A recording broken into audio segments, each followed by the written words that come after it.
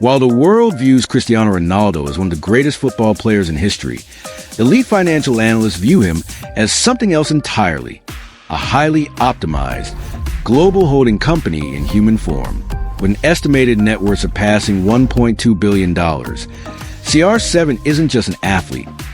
He is a marketing juggernaut. He has weaponized his unprecedented athletic fame to secure a massive $1 billion lifetime contract, a history-making tax-free salary in the Middle East, and a sprawling business empire spanning luxury hotels, hair clinics, and digital platforms. This isn't just a story of a sports icon. It is a masterclass in how a kid from Madeira built a bulletproof financial machine that will generate millions long after he leaves a pitch. To understand the machine Cristiano Ronaldo has become, you have to go back to the raw material he started with. He was born in 1985 on the island of Madeira, a volcanic outcrop in the Atlantic that most of the world would struggle to find on a map. His family had almost nothing. His father worked as a kit man for a local club, and money was tight enough that young Ronaldo's early football boots were often hand-me-downs. This detail matters, because it explains the psychology that would later drive one of the most aggressive personal branding campaigns in sport history. Poverty, for Ronaldo, wasn't a talking point. It was fuel. At 17, he left Sporting Lisbon for Manchester United, and this is where the financial story actually begins. Most footballers at that age think only about playing time and goals. Ronaldo, guided early on by advisors who understood the commercial side of the game, began thinking about something else: control over his own image. In the mid-2000s, football image rights were a relatively unsophisticated market. Clubs handled sponsorships in bulk. Players took a cut, and very few footballers treated their own face and name as a separate, ownable asset class. Ronaldo's camp did things differently. They began carving out image rights clauses in his contracts that allowed him, not just a club, to profit directly from his personal brand. This is a financial equivalent of a startup founder retaining equity instead of selling the whole company for a paycheck. While teammates were negotiating base salaries, Ronaldo's representatives were negotiating ownership of his own commercial identity. It was during his Manchester United years that the seeds of the CR7 trademark were planted, though the brand wouldn't fully bloom for another several years. Nike, sensing the commercial potential of a player whose combination of skill and physical presentation was unlike anything the sport had seen, locked him into an endorsement relationship that would eventually become the largest in football history. What's critical here, from a financial architecture standpoint, is the sequencing. Ronaldo didn't wait until he was the best player in the world to start building his commercial infrastructure. He built the infrastructure while he was still becoming the best player in the world, so that by the time his on-field value peaked, the machinery to monetize that peak was already fully operational. Most athletes build their business empire reactively, after retirement or in the twilight of their careers, scrambling to convert fame into income streams before the window closes. Ronaldo inverted that model. He treated his athletic prime as a construction phase for a business that would outlive it. By the time he left Manchester United for Real Madrid in 2009 for a then-world record transfer fee, he wasn't just the most expensive footballer on the planet. He was already a walking commercial entity with a trademarked initial and number logo, an established relationship with the world's largest sportswear company, and a clear strategic understanding that his face was worth more than his feet. The move to Real Madrid in 2009 wasn't just a transfer. It was a repositioning exercise, and it's one of the clearest examples in sports business history of an athlete using geography and club prestige as tools of financial engineering. Real Madrid, unlike Manchester United, operated in a jurisdiction and within a club culture that was extraordinarily permissive when it came to image rights arrangements. Spanish football in that era had built a reputation, fair or not, as a place where elite players could structure their finances in ways that maximized personal commercial revenue relative to their salaries.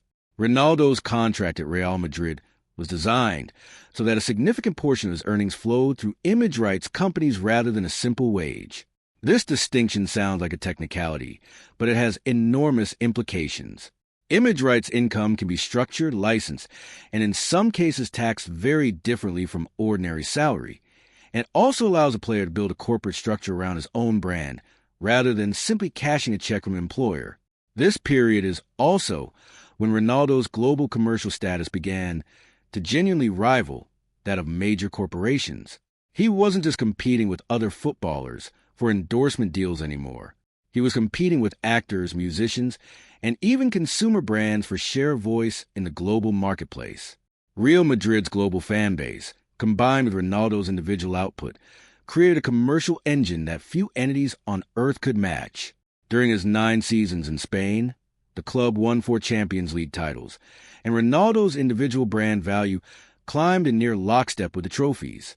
Every Champions League final broadcast of hundreds of millions of viewers was, in effect, a multi-hour advertisement for the CR7 brand, delivered for free. It was also during the Madrid years that Ronaldo's legal team began aggressively pursuing trademark protections for CR7 across multiple jurisdictions and product categories, not just apparel. This is a crucial financial detail that's often overlooked. Most athletes trademark their name for merchandise. Ronaldo's team trademarked CR7 with an eye toward diversification into fragrances, footwear, underwear, eyewear, and eventually hospitality. In other words, while he was still playing at the highest level of the sport, he was quietly building the legal scaffolding for a conglomerate that would eventually include hotels and healthcare clinics. There was a bump in this era, too, one worth mentioning because it shows the risks of aggressive tax structuring. In 2019, Spanish authorities pursued Ronaldo for underreporting income tied to his image rights earnings between 2011 and 2014, and he was ultimately ordered to pay a substantial fine. This episode is often left out a glossy version of his financial story, but analysts view it as an important lesson in how the same structures that create massive wealth also create exposure if not managed with total transparency. Ronaldo settled the matter, paid the penalty, and by all accounts used it as a turning point to bring his financial operations under more rigorous and compliant management going forward. By the time he left Real Madrid for Juventus in 2018, in a transfer that shocked the football world, Ronaldo had transformed from a talented young winger into something closer to a sovereign commercial entity, one whose contract negotiations were as much about brand positioning as they were about football tactics. Every empire needs a foundation stone, something so stable and so long-term that it can absorb shocks elsewhere in the portfolio. For Ronaldo, that foundation stone is Nike. In 2016, Nike and Ronaldo agreed to what has been widely reported as a lifetime partnership, one of the rarest structures in the endorsement world, reportedly worth more than $1 billion across its lifespan. To understand why this deal is so significant, you have to understand how unusual lifetime athlete contracts actually are. Companies typically avoid them because they lock in payments regardless of an athlete's future performance, injury risk, or the natural decline that comes with age. A standard endorsement deal runs for a handful of years and gets renegotiated based on current market value. A lifetime deal removes that negotiating leverage entirely from the company's side and places long-term trust in the enduring commercial power of the individual. Nike made that bet on very few athletes in its history, and each time it has, the athlete in question has represented something beyond pure statistics. It's a bet on cultural permanence. The structure reportedly includes a base annual payment in the tens of millions of dollars, combined with royalties tied to CR7 branded merchandise sales, meaning Ronaldo doesn't just get paid to wear the swoosh. He gets paid every time a consumer somewhere in the world buys a pair of CR7 boots, a training top, or branded footwear designed around his personal sub-brand. This is a financial equivalent of owning a piece of the factory rather than just being paid to stand in front of it. Most sponsored athletes are essentially billboards. Ronaldo, through this arrangement, became something closer to a business partner, sharing in the upside of every unit sold under his name. And because the deal is structured for life, it continues to generate income regardless of whether he's playing in the English Premier League, in Saudi Arabia, or not playing professional football at all. Financial analysts who study athlete wealth structures often point to this kind of anchor deal as the single most important element in determining whether an athlete's fortune survives retirement. Salaries, no matter how large, stop the day a player hangs up his boots. A well-structured, royalty-based, lifetime endorsement deal does not. It becomes a permanent revenue-generating asset, similar in function to owning a stake in a profitable company, except the company is built around the athlete's own name and likeness. It's worth noting that Ronaldo has maintained other long-standing commercial relationships alongside Nike, included with nutrition and lifestyle brands and with luxury watch manufacturers, but none carry the scale or permanence of a Nike arrangement. Nike functions as the anchor tenant in the CR7 commercial building. Everything else, from the hotels to the hair clinics to the social media empire, orbits around that stable, guaranteed core. If Nike is the anchor, then the CR7 conglomerate is the sprawling structure built on top of it. This is where Ronaldo stops looking like an athlete with endorsements and starts looking like an actual holding company with diversified business units.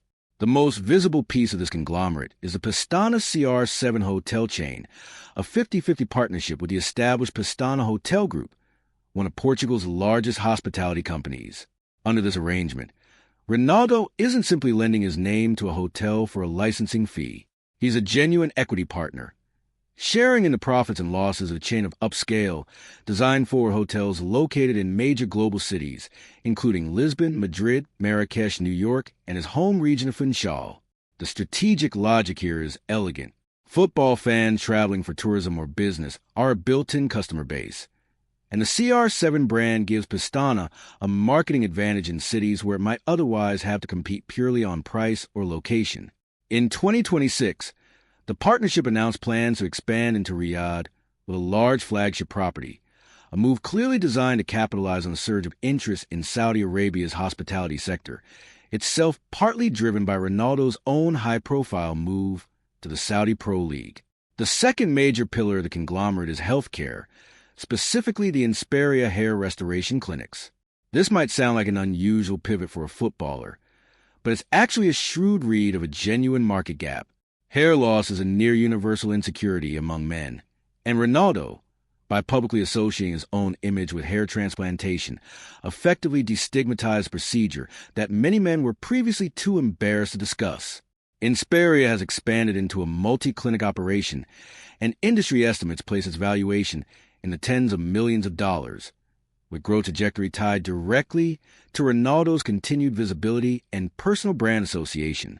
Beyond hotels and healthcare, Ronaldo has also built out a fitness vertical through CR7 branded gyms and has made a series of private investments in technology and consumer startups, though these are generally structured more quietly and with less public disclosure than his hospitality and healthcare ventures.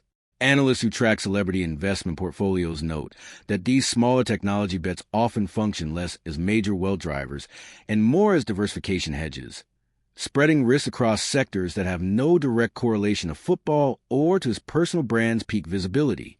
What ties all of these ventures together is a consistent strategic principle.